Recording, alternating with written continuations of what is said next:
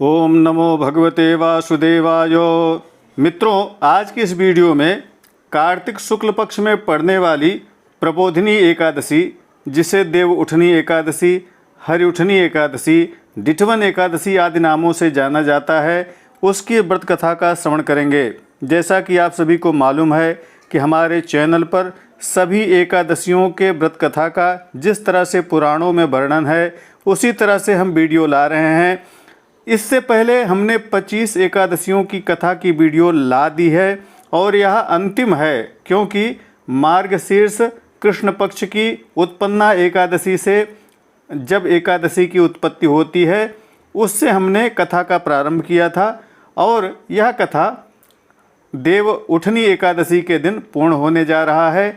तो 26 एकादशियों की पूरी कथा हमारे चैनल पर उपलब्ध है। आप आई बटन में जा कर के सुन सकते हैं। जब भी किसी को ज़रूरत हो आप शेयर भी कर सकते हैं। बोलिए लक्ष्मी नारायण भगवान की जय। ब्रह्मोवाचो प्रबोधिन्याश्च माहात्म्यं पापघ्नं पुण्यवर्धनं मुक्तिप्रदं सुबुद्धीनां शृणुस्व मुनिसत्तमो तावद्गर्जति विप्रेन्द्र गंगा भागीरथी क्षितौ यावन्नायाति पापघ्नि कार्तिके हरिबोधिनी तावद्गर्जन्ति तीर्थानि ह्यः समुद्रं सरांसि च यावत् प्रबोधिनी विष्णोस्तिथिर्नायाति कार्तिकी अश्वमेध सहस्राणि राजसूय शतानि च एकैनैवोपवासेन प्रबोधिन्यां लभे नरः। ब्रह्मा जी बोले, प्रबोधिनी नाम की जो एकादशी है उसका महात्म्य पापों को नाश करने वाला और पुण्य को बढ़ाने वाला है, बुद्धिमान मनुष्यों को मुक्ति देने वाला है। हे मुनिश्रेष्ठ, उसे सुनिए। हे विप्रेंद्र, पृथ्वी में तभी तक भागीरथी गंगा गरजती हैं जब तक कार्तिक में पापों का नाश करने वाली हरि प्रबोधिनी तिथि नहीं आती, और तभी तक समुद्र पर्यंत के तीर्थ और सर गरजते हैं जब तक कार्तिक में विष्णु की प्रबोधिनी तिथि नहीं आ जाती। 1000 अश्वमेध का और सैकड़ों राजसूय यज्ञ का फल मनुष्य एक ही प्रबोधिनी के व्रत से प्राप्त करता है। नारद उवाच एक भुक्तेन किं पुण्यम नक्त भोजने उपवासेन किं पुण्यम तन्मे ब्रूहि पितामह। ब्रह्मोवाच एक भुक्तेन जन्मोत्थम नक्तेन द्विजनुर्भवम सप्त जन्मभवम पापोमुपवासेन नश्यति यद्दुर्लभम यद प्राप्यम त्रैलोक्यम न तु गोचरम यदप्य प्रार्थितं पुत्रो ददाति हरिबोधिनी मेरुमंदर मात्राणि पापनुग्राणि यानि तु एकैनैवोपवासेन दहते पापहारिणी पूर्वजन्म सहस्रेस्तु यद्दुष्कर्म उपार्जितं जागरणेन प्रबोधिन्यां दहते तूलराशिवत उपवासं प्रबोधिन्यां यः करोति स्वभावतः विधिवन् मुनिशार्दूलो यथोक्तं लभते फलं यथोक्तं सुकृतं यस्तु विधिवत् कुरुते नरः स्वल्पं मुनिवरश्रेष्ठ मेरुतुल्यं भवेत् फलं विधिहीनं तु यः कुर्यात् सुकृतं मेरुमात्रकम् अणुमात्रं न चाप्नोति फलं धर्मस्य नारद। संध्याहीने व्रतभ्रष्टे नास्तिके वेदनिन्दके नैतेषां तिष्ठते देहे धर्मशास्त्र विदूषके परदाररते मूर्खे कृतघ्ने वंचके तथा धर्मो न तिष्ठते देहे एतसामस्य देहिनाम। नारद जी बोले, एक बार भोजन करने से और रात्रि में भोजन करने से तथा उपवास करने से क्या पुण्य होता है, हे पितामह मुझसे कहिए। ब्रह्मा जी बोले, एक बार भोजन करने से 1 जन्म का और रात्रि के भोजन से 2 जन्म का और उपवास करने से 7 जन्म का पाप दूर हो जाता है, जो दुर्लभ और अप्राप्य है, त्रिलोकी में दृष्टिगोचर नहीं होता। हे पुत्र, जो अप्रार्थित है उसको भी हरि प्रबोधिनी अवश्य देती है। जो मेरु तथा मंदराचल के बराबर पाप हैं उन सबको यह पाप हारिणी एक ही उपवास से भस्म कर देती है। 1000 पूर्व जन्मों से जो दुष्कर्म इकट्ठा किया है वह प्रबोधिनी के रात्रि जागरण से रूई के ढेर के समान भस्म हो जाता है। हे मुनि शार्दूल, जो मनुष्य स्वभाव ही से विधिपूर्वक प्रबोधिनी का व्रत करता है वह यथोक्त फल को प्राप्त करता है। जो मनुष्य यथोक्त सुकृत को विधिपूर्वक थोड़ा भी करता है तो हे मुनिश्रेष्ठ वह मेरु के तुल्य फलदाता हो जाता है, और जो विधिहीन किया जाता है वह सुकृत मेरु के बराबर होने पर भी हे नारद अणुमात्र भी धर्म का फल नहीं देता है। संध्याहीन में, व्रतभ्रष्ट में, नास्तिक में, वेद के निंदक में, धर्मशास्त्र को दूषण देने वाले में, पराई स्त्री से भोग करने वाले में, मूर्ख, कृतघ्न, वंचक में, इन देहियों के देह में धर्म कभी भी स्थित नहीं होता।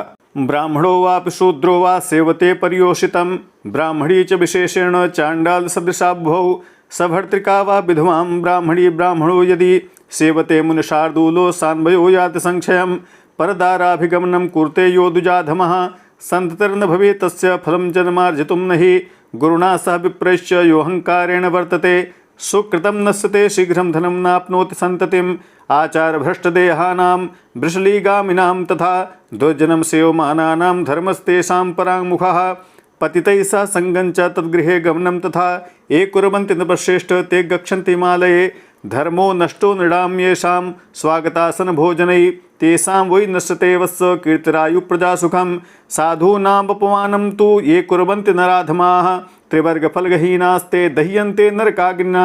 ब्राह्मण अथवा शूद्र हो जो पराई स्त्री का सेवन करता है और विशेषकर ब्राह्मणी का सेवन करता है तो वह चांडाल के समान है। पतियुक्त हो या विधवा हो, ऐसी ब्राह्मणी को जो ब्राह्मण सेवन करता है, हे मुनिशार्दूल, वह वंश समेत क्षय को प्राप्त करता है। जो अधम ब्राह्मण पराई स्त्री से गमन करता है उसे संतति नहीं होती है और दूसरे जन्मों का इकट्ठा किया हुआ पुण्य भी नष्ट हो जाता है। जो गुरु के और ब्राह्मण के साथ अहंकार बरतता है उसका सुकृत शीघ्र ही नष्ट हो जाता है और वह धन तथा संतति को नहीं प्राप्त करता। जिनके देह आचार से भ्रष्ट हैं और जो चांडाली में गमन करते हैं, जो दुष्टों की सेवा करते हैं, इन सभी का धर्म नष्ट हो जाता है। जो पतित मनुष्यों का संग करता है और उनके घर जाता है वह यमलोक में जाता है। स्वागतासन भोजन करने से जिन मनुष्यों के धर्म नष्ट हो गए हैं, हे वत्स, उनकी कीर्ति, आयु, संतति और सुख नाश को प्राप्त हो जाते हैं। जो अधम नर साधु का अपमान करते हैं वे त्रिवर्ग अर्थात धर्म अर्थ काम से रहित होकर नरक रूप अग्नि में जलाए जाते हैं।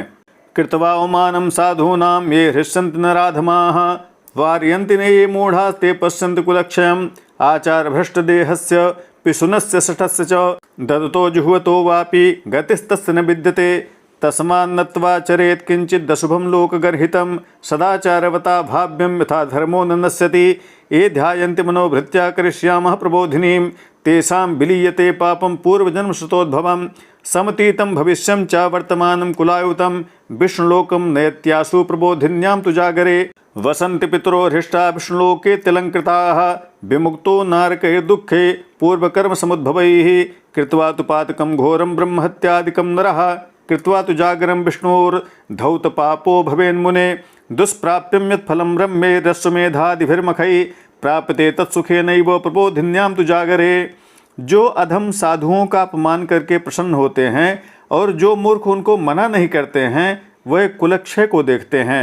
जिसकी देह आचार से भ्रष्ट है और जो चुगला है वह दान करे तथा होम करे तो भी उनकी गति नहीं होती है। इसलिए लोक में किंचित निंदित काम भी न करे, सदाचारी बने जिससे धर्म का नाश न हो। जो अपने मन में ऐसा सोचता है कि हम प्रबोधिनी का व्रत करें, उनका पहले 100 जन्मों का पाप नाश हो जाता है। जो प्रबोधिनी की रात्र में जागरण करते हैं वह पिछले, अगले और वर्तमान 10,000 कुलों को विष्णुलोक में पहुंचा देते हैं। उनके पितर कर्म से उत्पन्न हुए नरक के दुखों से छूटकर प्रसन्न और अत्यलंकृत हो विष्णु के लोक में वास करते हैं। मनुष्य ब्रह्महत्या आदि घोर पाप करके जो प्रबोधिनी की रात्रि में जागरण करते हैं उनके सब पाप छूट जाते हैं। जो फल सुंदर अश्वमेध आदि यज्ञों से बड़ी कठिनाई से प्राप्त होता है वह फल प्रबोधिनी की रात्रि में जागरण करने से सहज ही प्राप्त हो जाता है। आप्लुत्य सर्वतीर्थेषु दत्त्वा गाः कांचनं महीं न तत्फलमवाप्नोति यत्कृत्वा जागरं हरे जातः स एव सुकृतो कुलं तेनैव पावितं कार्तिके मुनिशार्दूलो कृत्वा येन प्रबोधिनी यथा ध्रुवं नृणां मृत्युर्धर्नासस्तथा ध्रुवम् इति ज्ञात्वा मुनिश्रेष्ठो कर्तव्यं वैष्णवं दिनं यानि कानि च तीर्थानि त्रैलोक्ये सम्भवन्ति च तानि तस्य गृहे सम्यग् यः करोति प्रबोधिनीं सर्वकृत्यं परित्यज्य तुष्ट्यर्थं चक्रपाणिनः उपोस्यैकादशीं रम्यां कार्तिके हरिप्रबोधिनीं सज्ञानी सचयोगी च सा तपस्वी जितेन्द्रियः भोगो मोक्षस्य तस्यास्ति ह्युपवास्ते हरिप्रबोधिनीं विष्णुप्रियतरा ह्येषा धर्मसारस्य दायिनी सकृते नामुपोस्यैव मुक्तिभाग् च भवेन्नरः प्रबोधिनीं पोषित्वा न गर्भे विशते नरः सर्वधर्मान् परित्यज्य तस्मात् कुर्वीत नारद। सभी तीर्थों में स्नान करके और गौ, सुवर्ण तथा भूमि देकर जिस फल को नहीं प्राप्त करते हैं वह हरिवासर को जागरण करने से मिल जाता है। वही सुकृति उत्पन्न हुआ और उसी ने अपने कुल को तारा है। हे मुनि शार्दूल, जिसने कार्तिक में प्रबोधिनी एकादशी का व्रत किया है। जैसे मनुष्य का नाश निश्चित है वैसे ही धन का भी नाश निश्चित है। हे मुनिश्रेष्ठ, इस बात को जानकर वैष्णव दिन का व्रत करना योग्य है। तीनों लोकों में जो तीर्थ हैं वह सब प्रबोधिनी करने वाले के घर में वास करते हैं। सभी कर्मों को छोड़कर चक्रपाण की प्रसन्नता के लिए कार्तिक में हरि प्रबोधिनी एकादशी का व्रत करना चाहिए। वही ज्ञानी है, वही योगी है, वही तपस्वी है और वही जितेंद्रीय है और उसको भोग तथा मोक्ष मिलता है जो हरि प्रबोधिनी का व्रत करता है। धर्मों को देने वाली यह एकादशी विष्णु भगवान को अति प्यारी है। एक बार इसका व्रत करके मनुष्य मुक्ति का भागी हो जाता है। प्रबोधिनी का व्रत करके मनुष्य गर्भ में पुनः प्रवेश नहीं करता है।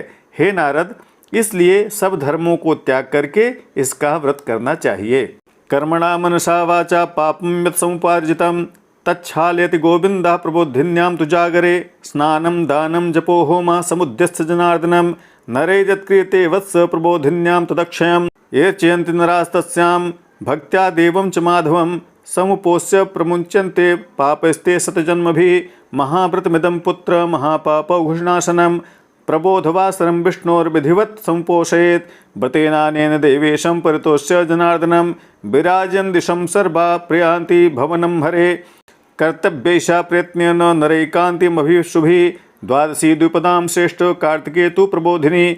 बाल्ये यच्चार्चितं वत्सो यौवने वार्धके तथा शतजन्मकृतं पापं स्वल्पं वा दिवा बहु। शुष्कमार्दं मुनिश्रेष्ठ स्वगुह्यमपि नारद तच्छालित गोविंद मस्यामभ्यर्च भक्तितः।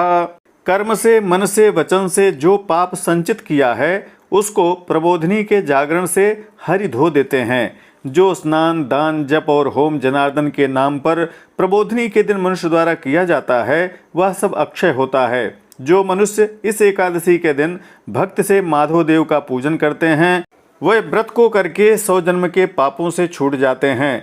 हे पुत्र, यह बड़ा व्रत पापों के समूह को नाश करने वाला है। इस विष्णु के प्रबोधन के दिन विधिवत व्रत करना चाहिए। इस व्रत को करके मनुष्य जनार्दन को संतुष्ट करके सब दिशाओं को प्रकाशित करता हुआ विष्णु धाम को जाता है। हे द्विपदों में श्रेष्ठ, द्वादशी युक्त कार्तिकी प्रबोधिनी एकादशी मुक्ति चाहने वाले पुरुषों को यत्न से करनी चाहिए। हे वत्स, बालकपन में, जवानी में और बुढ़ापे में जो पाप 100 जन्म से इकट्ठे किए गए हैं वह थोड़े हों या बहुत हों, हे मुनिश्रेष्ठ नारद, सूखा, गीला और छिपाने योग्य जो पाप है उनको इस एकादशी के दिन गोविंद की भक्ति से पूज कर मनुष्य धो देता है। धन धान्य वहा पुण्य सर्व पाप हरा परा तामुपोष्य हरेर्भक्त्या दुर्लभम न भवेत् क्वचितो। चंद्र सूर्योपरागे च यत्फलं परिकीर्तितं तत्सहस्रगुणं प्रोक्तं प्रबोधिन्यां तु जागरात्। स्नानं दानं जपो होमा स्वाध्यायोऽभ्यर्चनं हरे तत्सर्वं कोटितुल्यं तु प्रबोधिन्यां तु यत्कृतं। जन्म प्रभृति यत्पुण्यं नरेणाभ्यर्चितं भवेत्। वृथा भवन्ति तत्सर्वम् अकृत्वा कार्तिकव्रतम्। अकृत्वा नियमं विष्णोः कार्तिकं यः क्षिपेन्नरः जन्मार्ति तस्य पुण्यस्य फलं नाप्नोति नारद। तस्मात् तवया प्रयत्नेन देवदेवो जनार्दनः उपासनीयो विप्रेन्द्र सर्वकामफलप्रदः। परान्नं वर्जयेद्यस्तु कार्तिके विष्णुतत्परः परान्नवर्जनाद् वत्स चन्द्रायण फलं लभेत्। न तथा तुष्यते यज्ञर्नदानैर्वा गजादिभिः यथा शास्त्र कथालापे कार्तिके मधुसूदनो। यह धन धान्य को देने वाली, पवित्र और सब पापों को हरने वाली है। इसका भक्ति से व्रत करने पर कुछ भी दुर्लभ नहीं है, सब कुछ प्राप्त होता है। चंद्रमा और सूर्य ग्रहण में स्नान का जो फल कहा गया है उससे 1000 गुना प्रबोधिनी की रात में जागरण का फल होता है। स्नान, जप, होम, स्वाध्याय और हरि का पूजन प्रबोधिनी के दिन करने से इन सबों का पुण्य फल दूना अधिक प्राप्त हो जाता है। जन्म से लगाकर मनुष्यों द्वारा जो पुण्य इकट्ठा किया जाता है वह सब कार्तिकी एकादशी का व्रत न करने से वृथा हो जाता है। विष्णु की भक्ति बिना किए जो मनुष्य कार्तिक को व्यतीत करता है, हे नारद, वह जन्म के जोड़े हुए पुण्य को खो देता है। हे विप्रेंद्र, इसलिए तुम्हारे द्वारा यत्न से सब कामनाओं के फल को देने वाले देव जनार्दन की उपासना करनी चाहिए। जो विष्णु भक्त मनुष्य कार्तिक में पराय अन्न का त्याग करता है वह चांद्रायण व्रत के फल को प्राप्त करता है। कार्तिक में भगवान मधुसूदन शास्त्र की कथाओं के कहने से जैसे प्रसन्न होते हैं, वैसे यज्ञों से और घोड़े हाथी के दान से भी नहीं होते। ये कुर्वन्ति कथां विष्णोर् ये शृण्वन्ति समाहिताः श्लोकं वा श्लोकपादं वा कार्तिके गोशतं फलं सर्वधर्मान् परित्यज्य ममाग्रे कार्तिके नरै शास्त्रावधारणं कार्यं श्रोतव्यं सदा मुने श्रेयसां लोभबुद्ध्या वा यः करोति हरे कथां कार्तिके मुनिशार्दूलो कुलानां तारेच्छतं नित्यं शास्त्रविनोदेन कार्तिकं यः क्षिपेन्नरः निर्दहेत् सर्वपापानि यज्ञायुतफलं लभेत् नेमेन नरो यस्तु शृणुते वैष्णवीं कथां कार्तिके तु विशेषेण गोसहस्रफलं लभेत् प्रबोधवासरे विष्णो कुरुते यो हरे कथां सप्तद्वीपवती दाने तत्फलं लभते मुने श्रुत्वा विष्णुकथां दिव्यां येर्चयन्ति कथाविदं स्वशक्त्या मुनिशार्दूलो तेषां लोका सनातनाः ब्रह्मणो वचनम श्रुत्वा नारदः पुनरब्रवीतो। जो कार्तिक में विष्णु की कथा को एक श्लोक या आधा श्लोक कहता है अथवा सावधान होकर सुनता है, वह 100 गोदान के फल को प्राप्त करता है। कार्तिक के महीने में सब धर्मों को छोड़कर सदा मनुष्यों को शास्त्र का मनन करना चाहिए। हे मुनि शार्दूल, कल्याण की बुद्धि से जो मनुष्य कार्तिक में हरिकथा को कहता है, वह अपने 100 कुल को तारता है और 10,000 यज्ञों के फल को प्राप्त करता है। जो मनुष्य नियम करके हरि की कथा को सुनता है, वह सहस्त्र गोदान के फल को प्राप्त करता है। प्रबोधिनी के दिन जो हरि की कथा करता है, हे मुने, वह 7 द्वीपों से युक्त भूमि के दान का फल प्राप्त करता है। जो मनुष्य दिव्य विष्णु की कथा को सुनने वाला, कथा वाचने वाले का अपनी शक्ति के अनुसार पूजन करता है, हे मुनि शार्दूल, उसको सनातन लोक प्राप्त होता है। ब्रह्मा के वचन को सुनकर नारद जी बोले, हे स्वामिन, हे सुरोत्तम, मुझसे एकादशी व्रत का विधान कहिए। नारद उवाचो विधानं ब्रूहि मे स्वामिन् एकादश्या सुरोत्तमो चीर्णेन भगवन्यादृशं फलमाप्नुयात्। नारदस्य वचः श्रुत्वा ब्रह्मा वचनमब्रवीतो।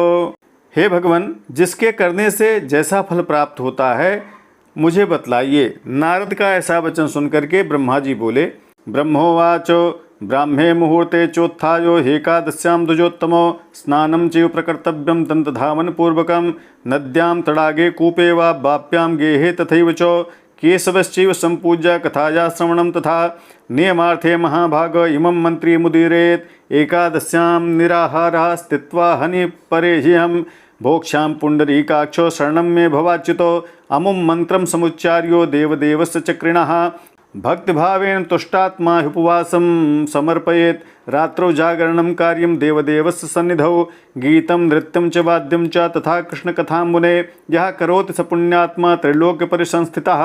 ब्रह्मा जी ने कहा, हे द्विजोत्तम, एकादशी के दिन ब्रह्म मुहूर्त में अर्थात 2 घड़ी रात्रि रहे तभी उठकर दंत धावन करके स्नान करना चाहिए। नदी, सरोवर, कूप अथवा गृह में अपनी इच्छा अनुसार स्नान करके फिर केशव भगवान की पूजा करके कथा सुननी चाहिए। हे महाभाग, इसके पश्चात नियम करने के निमित्त इस मंत्र को पढ़े कि मैं एकादशी के दिन निराहार व्रत करके दूसरे दिन अर्थात द्वादशी को भोजन करूंगा। हे पुंडरीकाक्ष, हे अच्युत, मैं आपकी शरण में हूँ, मेरी रक्षा कीजिए। इस मंत्र को देवताओं के देव भगवान चक्रपाणी के सम्मुख पढ़ना चाहिए। इसके पश्चात भक्तिभाव से प्रसन्नतापूर्वक व्रत करना चाहिए। रात्रि में भगवान के समीप जागरण करना चाहिए। हे मुने, जो गीत गाते हैं अथवा नाचते हैं, बाजा बजाते हैं और कृष्ण की कथा कहते और सुनते हैं, वे तीनों लोकों के ऊपर अर्थात सत्यलोक में निवास करते हैं। बहुपुष्पैर्बहुफलैः कर्पूरा गुरुकुंकुमैः हरे पूजा विधातव्या कार्तिक्यां बोधवासरे वित्तसाष्टं न कर्तव्यं संप्राप्ते हरिवासरे यस्मात् पुण्यमसंख्यातं प्राप्यते मुनिसत्तमो फलैर्नानाविधैर्दिव्ये प्रबोधिन्यां तु जागरे संख्ये तोयं समादाय ह्यर्घ्योदयो जनार्दने यत्फलं सर्वतीर्थेषु सर्वदानेषु यत्फलं तत्फलं कोटिगुणितं दत्वार्घं बोधवासरे अगस्त्यकुसुमैर्दिव्ये पूज्येद्यो जनार्दनं देवेन्द्रो मुनिश्रेष्ठ करोति करसम्पुटं न तत्करोति विप्रेन्द्र तपसा तोषितो हरिः यत्करोति हृषिकेशो मुनिपुष्पैरलङ्कृतः बिल्वपत्रैश्च कृष्णं कार्तिके कालवर्धनो पूजयन्ति महाभक्त्या मुक्ति तेषां मयोदितो तुलसीदलपुष्पैश्च पूजयन्ति जनार्दनं कार्तिके सकलं वत्स पापं जन्मायुतं दहेत्। कार्तिक में प्रबोधिनी एकादशी को बहुत से पुष्प, फल, कपूर और कुमकुम आदि से विष्णु भगवान की पूजा करनी चाहिए।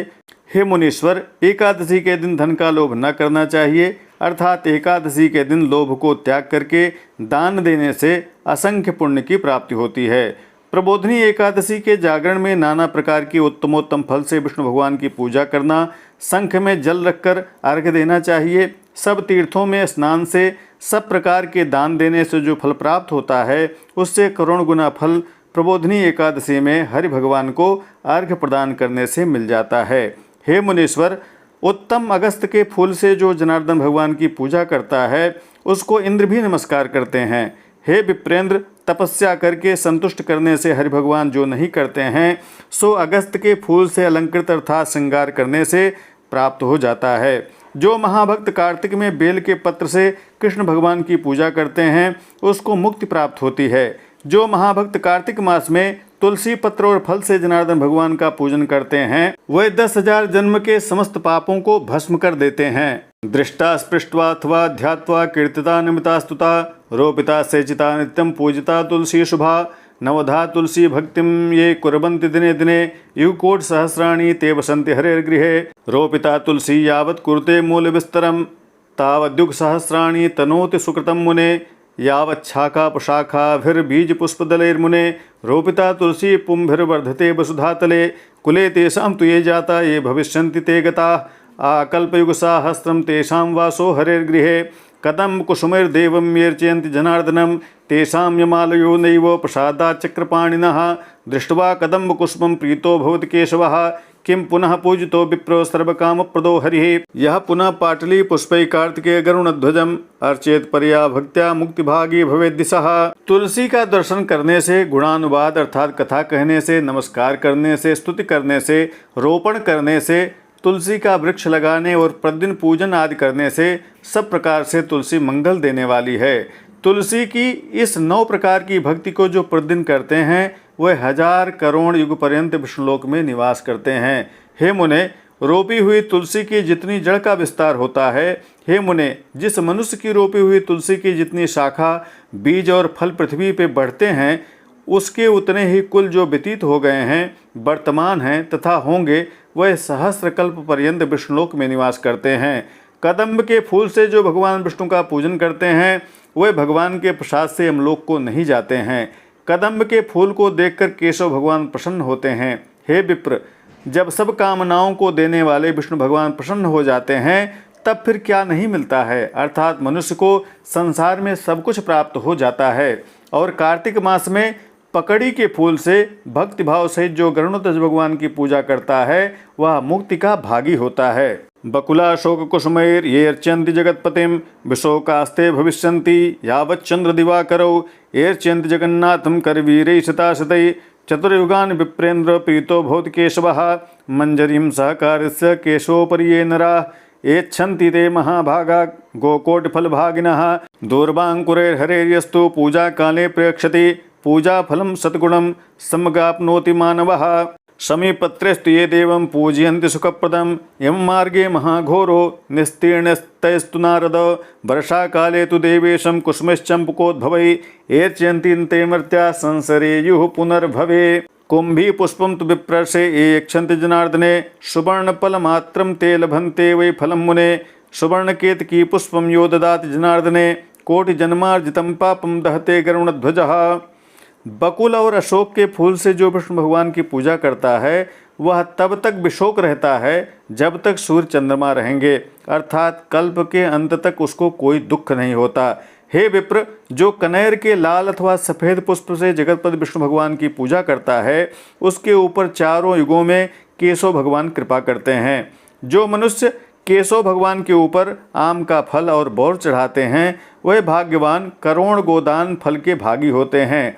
जो मनुष्य दूब के अंकुर से विष्णु भगवान की पूजा करते हैं वह 100 गुणा पूजा के फल को प्राप्त हो जाते हैं। हे नारद, शमी के पत्र से सुख देने वाले भगवान की पूजा करने वाले मनुष्य का महाघोर यमराज के मार्ग से निस्तार हो जाता है। वर्षा ऋतु में जो मनुष्य चंपा के फूल से देवताओं के देव विष्णु भगवान की पूजा करते हैं वह मनुष्य संसार में फिर जन्म ही नहीं लेते। हे मुने, जो पाकड़ का फूल जनार्दन भगवान पर चढ़ाते हैं उनको एक पल सुवर्ण चढ़ाने का पुण्य प्राप्त होता है। जो पीतवर्ण केतकी का फूल जनार्दन भगवान पर चढ़ाते हैं उनके करोड़ों जन्म के संचित पापों को गरुड़ध्वज भगवान भस्म कर देते हैं। कुंकुमारुण वर्णांच गंधाढ्याम शतपत्रिकां यो ददाति जगन्नाथे श्वेतद्वीपहलये वसेत् एवं संपूज्य रात्रौ च केशवं भुक्ति मुक्तिदम् प्रातरुत्थाय च ब्रह्मन् गत्वा तु सजलां नदीं तत्र स्नात्वा जपित्वा च कृत्वा पूर्वानिकी क्रिया गृहे गत्वा च संपूज्यो केशवो विधवन्नरैः व्रतस्य पूर्णार्थाय ब्राह्मणान् भोजे सुधी क्षमापयेच्च शीर्षा भक्तियुक्तेन चेतसा गुरुपूजा तथा कार्या भोजनाच्छादनादिभिः दक्षिणा तैश्च दातव्या तुष्ट्यार्थं चक्रपाणिनः भूयसी चैव दातव्या ब्राह्मणेभ्यः प्रयत्नतः नियमश्चैव सन्त्याज्यो ब्राह्मणाग्रे प्रयत्नतः कथित्वा दुजेभ्यस्तद्दद्याक्षक्त्या च दक्षिणां नक्तभोजी नरो राजन् ब्राह्मणान् भोजेच्छुभान् अयाचिते वलीवर्दो स हिरण्यं प्रदापयेत् अमां स श्री नरो यस्तु प्रददेत गाम सदक्षिणाम। जो कुंकुम के समान अरुण वर्ण की शतपत्रिका और गंध जगन्नाथ को चढ़ाते हैं वह श्वेतद्वीप में निवास करते हैं।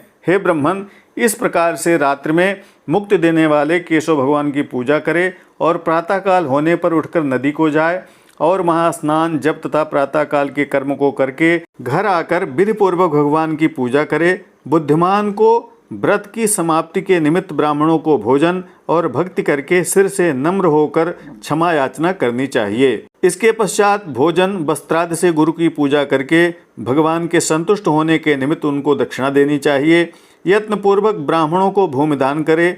जिन वस्तुओं को व्रत के आरंभ में छोड़ने का नियम किया हो उन नियमों को ब्राह्मण के सम्मुख त्याग करे और अपनी शक्ति के अनुसार ब्राह्मणों को दक्षिणा दे और उन्हें भोजन कराए। हे राजन, स्वयं भी रात्रि में भोजन करना चाहिए। अयाचित व्रत में सुवर्ण के सहित बलवान बैल ब्राह्मण को दान देना चाहिए। जो मनुष्य निरामिष रहते हैं अर्थात कभी मांस भोजन नहीं करते उनको दक्षिणा सहित गोदान करना चाहिए। धात्री स्नायी नरो दद्यादधिमाक्षिकमेव च फलानां नियमे राजन फलदानं समाचरेत् तैलस्थाने घृतं देयं घृतस्थाने पयस्मृतं धान्यानां नियमे राजन दीयन्ते शालितण्डुलाः दद्याद्भूषणे शय्यां सतूलां सपरिक्षदां पत्रभोजी नरोजान् भोजनं घृतसंयुतं मौनी घण्टां तिलांश्चैव स हिरण्यं प्रदापयेत् दम्पत्योर्भोजनं देयं निस्नेहं सर्पिषायुतं धारणे तु सुकेशानां मादर्शं दापयेत् बुधः उपानहो प्रदातव्ये उपानत् परिवर्जनात् लवणश्च संत्यागे शर्करां च प्रदापयेत् नित्यं दीपं प्रदेयस्तु विष्णोर्वा विबुधालये सदीपं सघृतं ताम्रं काञ्चनं वा दशायुतं प्रदद्याद् विष्णुभक्तायो बत संपूर्ति हेतवे एकान्तरोपवासे तो कुंभानष्टो प्रदापयेत् सवस्त्रान् कांचनोपेतान् सर्वान् सालंकृतान् शुभान्। हे राजन, आंवला से स्नान रूप व्रत में मनुष्य को दधि और शहद का दान करना चाहिए। जो मनुष्य फलों का त्याग किए हों उनको फल का दान करना चाहिए। और हे राजन, तेल त्याग करने से घृत, घृत त्याग करने से दूध और अन्न का त्याग करने से साठी का चावल दान दिया जाता है। हे राजन, पृथ्वी में शयन करने वाले को रुईदार गद्दा आदि सामग्री से सैया का दान देना चाहिए। पत्ते पर भोजन करने वाले मनुष्य को घी से भरे हुए पात्र का दान करना चाहिए। मौन व्रत करने वाले मनुष्य को दंपति अर्थात पत्नी सहित ब्राह्मण को घृत युक्त भोजन कराना चाहिए। बाल रखाने वाले मनुष्य को दर्पण, जूता का त्याग करने वालों को एक जोड़ा जूता दान करना चाहिए। लवण का त्याग करने वाले को शर्करा दान करना चाहिए। विष्णु के मंदिर में अथवा देवालय में प्रतिदिन दीपक जलाना चाहिए और व्रत की समाप्ति के निमित्त ताम्र अथवा सुवर्ण के पात्र में घृत और बत्ती रखकर विष्णु भक्त ब्राह्मण को दान देना चाहिए। एकांत व्रत में 8 कलश को वस्त्र और सुवर्ण से अलंकृत करके दान करना चाहिए। सर्वेषामप्यलाभ हेतु यथोक्त करणं विना द्विजवाक्यं स्मृतं राजन् संपूर्णवत् सिद्धिदं नत्वा विसर्जेत् विप्रान् ततो भुञ्जेत् च स्वयं यत्यक्तं चतुरो मासान् समाप्तिं तस्य चाचरेत् एवं य आचरेत् प्राज्ञः सोऽनन्तफलमाप्नुयात् अवसाने तु राजेन्द्र वासुदेवपुरं व्रजेत् यश्चाभिघ्नं समाप्येवं चातुर्मासव्रतं नृपो स भवेत् कृतकृत्यस्तु न पुनर्मानुषो भवेत् एतत् कृत्वा महीपालो परिपूर्णं व्रतं भवेत् व्रतवैकल्यमास्याद्यो ह्यन्धा कुष्ठी प्रजायते एतत्ते सर्वमाख्यातं यत्पृष्टोऽहं ह्य त्वया पठनात् श्रवणाद्वापि भवेत् गोदा निजं फलम्। हे राजन, यदि यह सब न हो सके तो इसके अभाव में ब्राह्मण का वचन सब व्रतों के सिद्धि को देने वाला कहा गया है। इस प्रकार ब्राह्मण को प्रणाम कर उनको विदा करे और इसके पश्चात अपने भी भोजन करे। जिन वस्तुओं को चातुर्मास्य में त्याग किया है उन्हीं वस्तुओं की समाप्ति करनी चाहिए। हे राजन, जो बुद्धिमान इस प्रकार आचार करते हैं वह अनंत फल को पाते हैं और अंत समय में विष्णुलोक में जाते हैं। हे राजन, जो इस प्रकार चातुर्मास व्रत को निर्विघ्नता से समाप्त करते हैं वह कृतकृत्य हो जाते हैं और फिर उन मनुष्यों का जन्म नहीं होता, अर्थात वे मुक्त हो जाते हैं। हे राजन, इस प्रकार करने से व्रत समाप्त हो जाता है और यदि व्रत भ्रष्ट हो जाए तो व्रत करने वाला अंधा तथा कोढ़ी होता है। तुमने मेरे से जो कुछ पूछा था मैंने उसे तुमसे कहा। इस कथा के सुनने और पढ़ने से 100 गोदान करने का फल प्राप्त होता है। इस तरह से स्कंद पुराण में कार्तिक शुक्ल पक्ष की प्रबोधिनी एकादशी का महात्म्य का वर्णन किया गया है। बोलिए वृंदावन बिहारी लाल की जय। आशा है आपने कथा को सुना होगा। एक बात और कहना चाहूँगा कि मैंने पूरी कोशिश से पूरे 26 एकादशियों की व्रत कथा को संस्कृत और हिंदी में लाने का प्रयास किया है। मुझे यह पता है कि बहुत से लोगों को संस्कृत सहित पूरी कथा सुनने में परेशानी होती है, वे चाहते हैं कि जल्दी से कथा सुन लें, लेकिन हमारी यह कोशिश रही है कि जैसा पुराणों में कथा का वर्णन है उसी तरह से मैं रिकॉर्ड करके आप लोगों तक पहुंचाऊं। जो भी श्रद्धालु चाहते हैं वे सुन सकते हैं, बाकी जिन्हें नहीं इच्छा वे हिंदी की कथा सुन सकते हैं। अपनी अपनी इच्छा है। मैंने अपनी कोशिश पूरी की और चाहता था कि पूरी सभी एकादशियों की कथा को जैसा पुराणों में वर्णित है उस तरह से रिकॉर्ड कर पाऊँ। भगवान विष्णु की इच्छा से यह कार्य आज पूर्ण हो रहा है। बोलिए वृंदावन बिहारी लाल की जय। इसी तरह की प्रामाणिक जानकारियों के लिए, ग्रह बाधा, शांति, वास्तु इत्यादि की जानकारियों के लिए बने रहें हमारे साथ। नमस्कार। जय विश्वनाथ।